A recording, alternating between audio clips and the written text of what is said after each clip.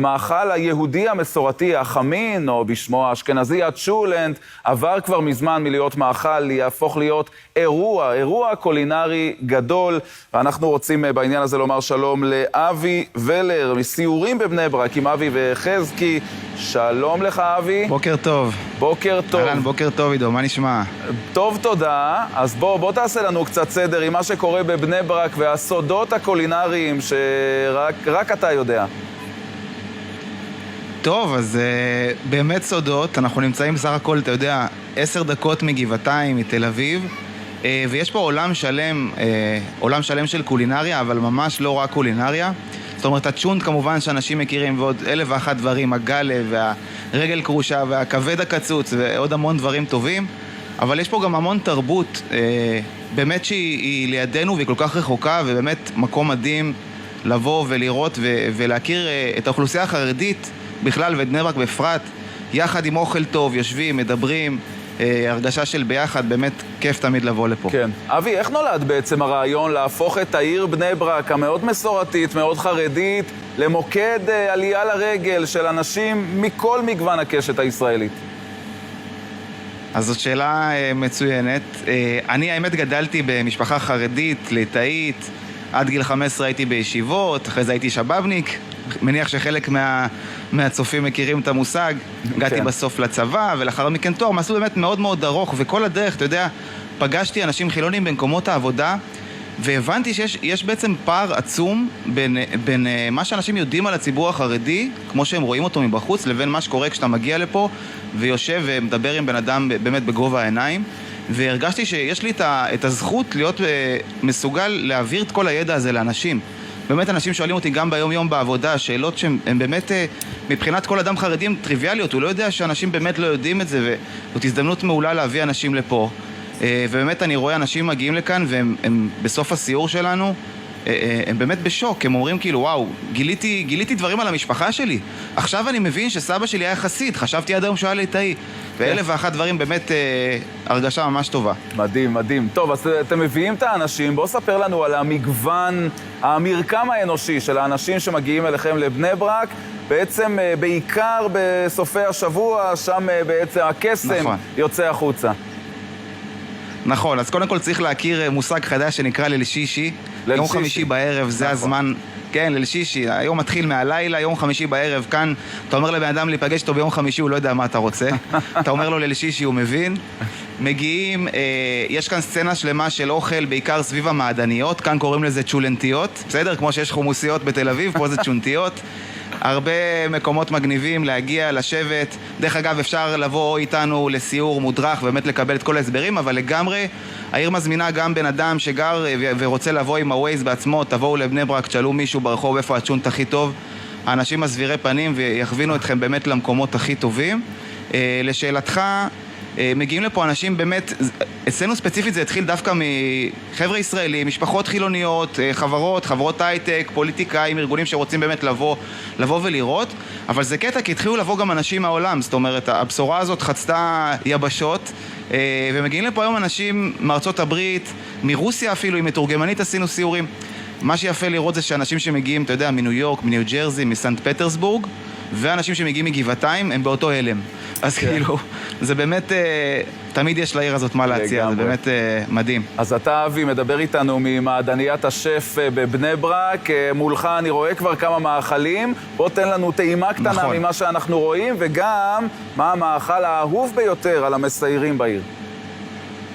אז קודם כל, כמו שאמרתי, יש המון מעדניות בבני ברק, אבל בני ברקי אמיתי יודע להגיד לך, פה לך תאכל את הצ'ונט, פה לך תאכל את ההרינג. אז אנחנו נמצאים פה במעדניית שף, שהיא באמת אחד המקומות שיש אליו עלייה לרגל, יום חמישי בערב אי אפשר להיכנס פה לחנות. מקום באמת מאוד מאוד מדהים, משפחה חסידית שעושה את כל המאכלים המיוחדים האלה שאנחנו רואים על השולחן. אתם יכולים לראות פה כמובן את הקציצות גפילטה פיש, ככה מזרח אירופאיות, אותנטיות עם אחריין או חזרת למי שלא מכיר. יש לנו כמובן את מנת הדגל, הצ'ונט, שאני תכף חייב לקחת ביסקי, הוא עומד פה לפני יותר מדי זמן, שלמעלה נמצא הקישקה, שזה בעצם היום עושים את זה יותר סינתטי, בעבר היו עושים את זה עם קישקה אמיתי, היום זה יותר בצק עם תבלינים מאוטימיים ובשר ושועית ותפוחי אדמה. כמובן הכבד קצוץ שלוקחים ככה עם חתיכה קרקר אחרי עמק, כי בסוף נכנסו לפה גם מאכלים מעדות אחרות לתוך העיר. מאחוריי אני מניח שאתם יכולים לראות גם את הקיגלים או הקוגלים, זה תלוי בעברה, אם אתה חסיד או לתייך, אתה אומר את זה. דרך אגב, לאבא שלי, אם אתה אומר קוגל, אם אתה אומר לאבא שלי קוגל, במקום הוא מתקן אותך קיגל, אין דבר כזה קוגל. אם אתה משפחה חסידית, אתה אומר קיגל, אז ככה, באמת כל המאכלים האלה, באמת טעימים, פותחים עולמות חדשים. לגמרי. אני מודע לזה שיש פה מחאה באולפן, יש פה אפילו שלט מחאה. מה איתנו? איך אתם עושים דבר כזה? מה זאת אומרת? איך אתה מדבר? אז יפה, קודם כל, אני בשמחה. והעיניים קלות. לגמרי, אני צריך להביא לכם, וכמובן אתם יכולים או לבוא לסיור, או שאני אביא לכם בכיף, בשמחה. אבי, אתה עוררת פה את הפאנל, מה שהאיראנים לא הצליחו לעשות כל הבוקר, אתה הצלחת. יאללה חבר'ה, תבואו לבני ברק. מחכים לראות מתי המשלוח מגיע מבני ברק. אני חייב אבל לטעום ברשותכם, אני יותר מדי זמן פה מול הצ'ונט הזה, חייב איזה ביס. יאללה. רגע, אתם רוצים את זה עם הקישקה או בלי? ניקח בלי הקישקה. ובזמן שאנחנו נוציא לך את הקישקה, יש פה שאלה שמתבקשת. מהי החלה הכי שלך, אבי? החלה הכי בבני ברק. מה, שוב, סליחה? וישניץ של זה. החלה הכי בבני ברק. הצבי, מי החלה הכי? יש פה מלחמת מותגים. אני אישית מעדיף את הצבי, זאת החלה שעל השולחן. זה מלחמה, אתה יודע, כמו שבתל אביב מתווכחים עם החומוס של אבו חליל או אבו חסן יותר טוב כאלה. אז ככה זה גם בבני ברק עובד. ההוא יגיד לך, אני אוכל רק וישניץ, ההוא רק הצבי, ההוא רק את הצ'ונט של זה, ההוא רק את הצ'ונט של זה. אבל באמת שכולם טובים. גם אצלנו על שולחן השבת יש מלחמה, לא אגלה לכם מה המחנות. אני חייבת להגיד שאני הייתי, ואם אתם רוצים, אתם יודעים, המזרחים, הם בדרך כלל אומרים, האוכל האשכנזי הוא לא... תביאו אחד, מרוקאי אחד תביא לשם, זהו. הם מעכשיו רק עושים את זה, כי זה פשוט משגע, זה מדהים הדבר הזה. דוקטור קדר, מה אתה אומר על מה שקורה כאן? אני מוחה. מחאה נורא. למה הוא לא פה? למה הוא לא כאן עם כל האוצר הזה? ממש ככה. אבל אני חייב להגיד. כן. אני הגעתי הלילה לאולפן. כן. זה היה 1:30 בלילה. פה הייתה מסיבה לא נורמלית. מסיבה, ואתה השתתפת בה גם. הסודות שמאחורי מה שקורה בערוץ 14. תאוות בשרים כזאת. נכון? לא יכולה להיות. לא, בכלל לא מזמינים את הפאנל. מאחורי הקלעים. אבי, לסיום אני רוצה מילה אחת ממך. קודם כל אני רואה שאין שעה ביום שמתאימה לאכול צ'ונט, זה בכל השעות. לגמרי. כשיש מולך את הצלחת אתה אוכל, וגם שאלה אחרונה, תושבי בני ברק, האותנטיים, איך הם מקבלים את כל האירוע הזה שהם הפכו להיות מוקד משיכה תרבותי?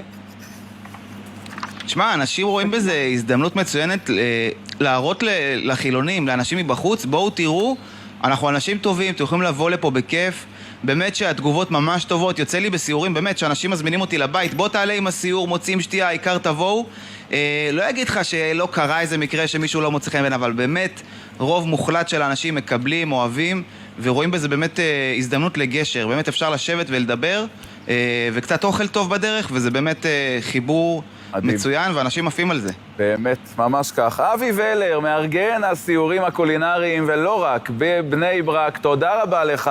תמשיך ליהנות, תמשיך לאכול, ושיהיה לנו רק שבת שלום וטוב. עידו, בשבוע הבא... תודה, אמן, בשורות טובות לכולם, ושיחזרו החטופים. אמן ואמן, תודה. בשבוע הבא, אם אין פה משלוחה, אין פאנל. אני אומר לך, בשם כל הפאנל, אין פה פאנל. כן, היה פה בלי ספק, העניינים התעוררו בפאנל בעניינים הללו.